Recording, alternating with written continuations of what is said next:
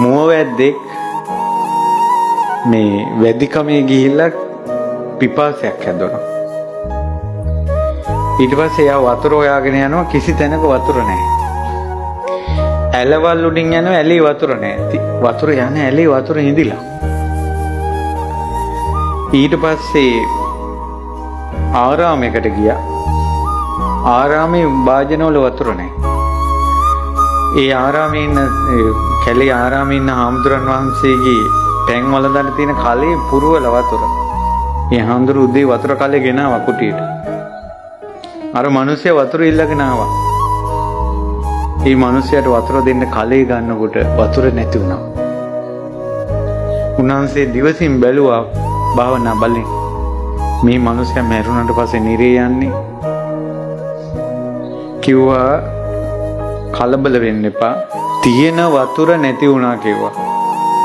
තමන්ට තියෙන දේ තමන්ගේ කර්මයට නැති වෙන එකට කියනවා මනුස්ස ප්‍රේත කියලා. මනුස්ස ප්‍රේත කියන්නේ කර්මයේ ප්‍රබල බව දැම්ම පේනවා. ඉතින් අර වතුර කාලේ ඉඳිච්ච නිසා අර රහතන් වහන්සේ කිව්වා ඔයාගේ කර්මයේ ප්‍රබලයි. ඔයා මේකෙන් නිදහස් වෙන්න ඔයා නිරේ යන්නේ ඉන්නේ. කොහොමද ස්වාමීනි මම නිදහස් වෙන්නේ? මහාන වෙන්න කිව්වා. එයා ඇත්තටම අර වතුර නැති වෙන එක දැකලා බය වෙලා මහාන වුණා. මහාන වුණාට වැද්දෙක් නේ මහාන වුණේ.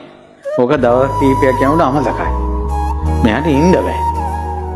මෙයා හාමුදුරන් වහන්සේට ගිහිල්ලා කිව්වා නායක හාමුදුරන් වහන්සේට ස්වාමීනි මට ඉන්න බෑ මං යනවා. මට සිවුරේ ඉන්න බෑ කිව්වා.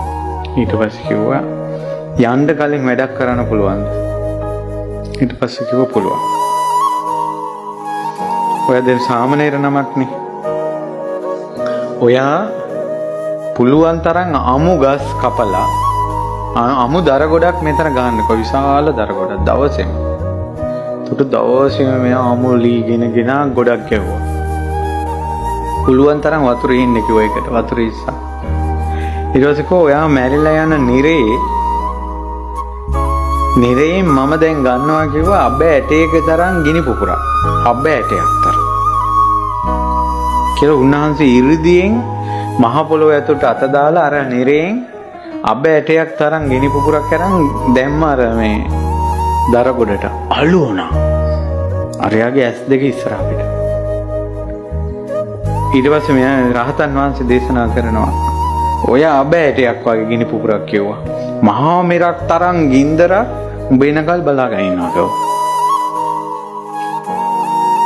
අන්න ඇහැට පෙනුණා. සිරිපා අල්ලගෙන ඉම්බා මට යන්න දෙන්න එපා ගෙදර කියලා. භාවනා කළා. නිින්ද යනවට වතුරේ ඇලයක බැහැලා සක්මන් කරනවා. පිදුරු වලින් දරණුවක් හදාගෙන ඒ දරණුව වතුරේ බල ඔළුවේ තියාගෙන සක්මන් කරනවා නිින්දේයි කියලා. රහතන් වහන්සේ නමක් බවට පත් වුණා.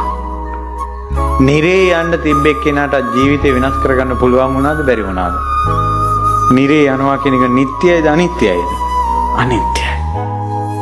ඔය තරම් පව් ඔයාලගේ අතින් වෙලා නැහැ. ඔයාලගේ ජීවිතය වෙනස් කරගන්න පුළුවන්. අලුත් මාවතකට ගන්න පුළුවන්.